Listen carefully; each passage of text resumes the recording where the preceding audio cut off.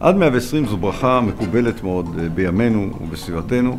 אני רוצה רק לספר לכם שהיא טומנת בחובה צרות לא קטנות, אריכות ימים כזו. 1 ל-3 שעוברים לגיל 65 מגיעים למצב סיעודי. מצב סיעודי זה מצב מאוד קשה, שבדרך כלל גורם לכך לאנשים שלא מסוגלים לבצע מספר פעולות. אני לא אמנה אותן כרגע, יש 6 פעולות שמגדירות את המצב הסיעודי, אבל האי יכולת לתפקד בעצם מביאה אותך למצב שאתה מאבד אפילו את הצלם האנושי שלך. משכך, מומלץ לרכוש ביטוח סיעודי.